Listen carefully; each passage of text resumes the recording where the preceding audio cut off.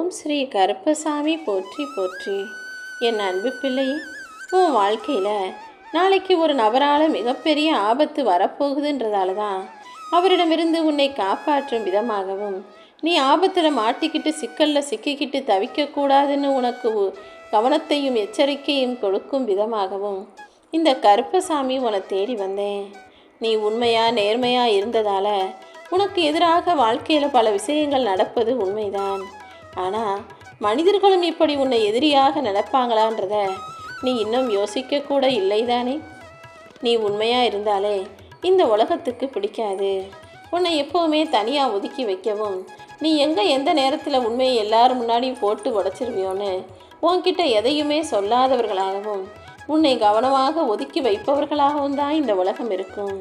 அப்படி இருந்தும் நீ என்னடா எல்லா உண்மைகளையும் சரியாக வாழ்ந்தாலும், நியாயமாக ஒழுக்கமாக நேர்மையாக வாழ்ந்தாலும் நல்லா நிம்மதியாக வாழ்கிறேன்னு அதை பார்த்து பொறுக்க முடியாமல் உன்னை அழிச்சே ஆகணும், உன் வாழ்க்கையை கெடுத்தே ஆகணுன்ற தீர்மானத்தோட வேணும்னே உனக்கு கெட்டது நினைக்கக்கூடிய ஒரு நபர் தான் இப்போது உன்னை சுற்றி வந்துக்கிட்டு இருக்காங்க.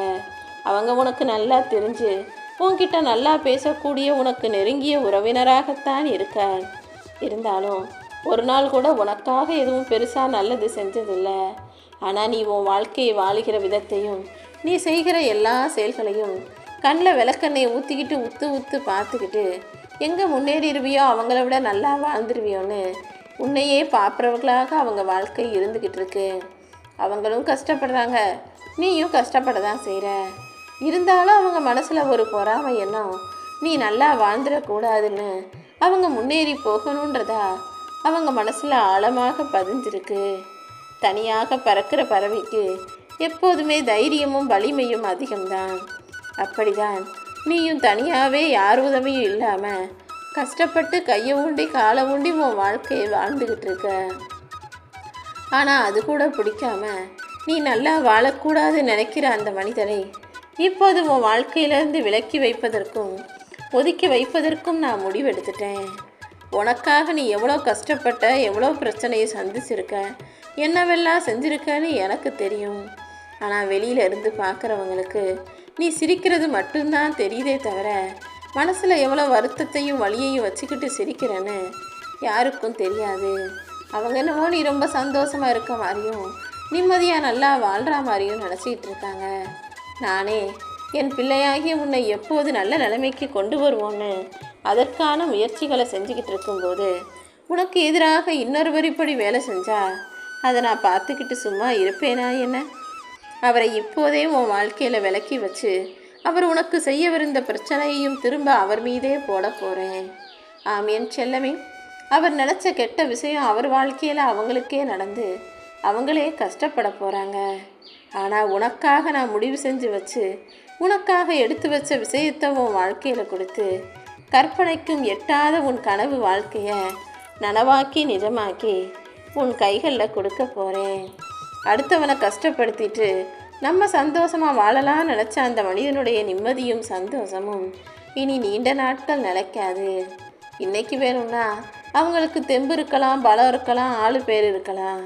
ஆனால் யாருமே இல்லைனாலும் எதுவுமே இல்லைனாலும் உனக்கு துணையாக இந்த கருப்பசாமி நான் இருக்கேன் என் செல்லமே. எல்லா மனிதர்களுக்கும் எல்லாமே இருக்கும்போது, வயசாகாமல் இருக்கும்போது, இளமை இருக்கும்போது, தெம்பு இருக்கும்போது, தைரியம் இருக்கும்போது வாழ்க்கைனா என்னன்னு புரிகிறது கிடையாது. அடுத்தவனை கஷ்டப்படுத்திடணும், அடுத்தவனை கீழே தள்ளி விட்டு நம்ம மேலே ஏறி உட்காந்துடணும், அடுத்தவனை அழிச்சிட்டு அவனை விட நம்ம நல்ல நிலைமைக்கு வந்துடணும்னு தான் எல்லாரும் யோசிக்கிறாங்க. ஆனால் இதெல்லாம் தப்புன்னு வாழ்க்கை புரிய வரும்போது அவங்களுக்கு இளமையும் தெம்பும் இல்லாமல் போயிருக்கும். என் அன்பு பிள்ளையே, நான் சொல்கிறத கேளு. உன்னை சுற்றி இருக்கிறவங்க, அடிக்கடி உன்னை வந்து பார்க்குறவங்க, பேசுகிறவங்க, அவங்க வார்த்தைகளின் மூலமாகவே அவங்க உன்னை பார்த்து பொறாமப்படுறாங்களா இல்லையா, அவங்க உன்னை மேலே அன்பும் பாசமும் வச்சுருக்காங்களா அல்லது எரிச்சலும் வெறுப்பும் வச்சுருக்காங்களான்றத கண்டுபிடிக்க தயாராகு.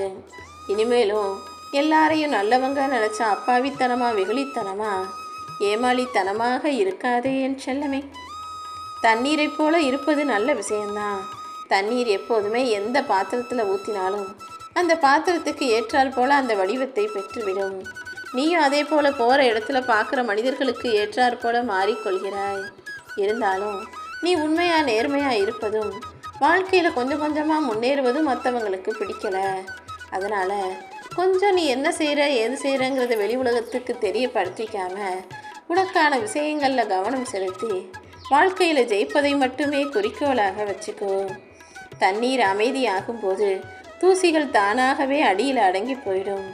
அதே போல் நீயும் கொஞ்சம் அமைதியாக இருந்தீனா பிரச்சனைகள் எல்லாமே தானாகவே அடங்கி நீ நினச்சதை போல உச்சத்தையும் உன்னை தொடை வைப்பேன். யாராவது உன்கிட்ட வந்து சண்டை போடும்போது பல சமயங்களில் நீ பதில் பேசாமல் அமைதியாக இருந்திருக்க. அதை பார்க்குறவங்க உன்னை வெறும் கோமாளி நினச்சிருக்கலாம், ஏமாளி நினச்சிக்கலாம். ஆனால் சண்டை போட்டு தேவையில்லாமல் பிரிய வேணாமே நினச்ச உன்னுடைய மனசு எனக்கு தானே தெரியும். உன்னை வெறுப்பவர்களை நீ தேடி போக வேண்டாம். ஆனால் உன்னை விரும்புபவர்களை நீ ஒருபோதும் விட்டு விலக வேண்டாம். உன்னை சுற்றி இருக்கும் நல்ல மனிதர்களை மட்டும் கண்டுபிடிச்சு அவங்கள உன் பக்கத்தில் வச்சுக்கோ.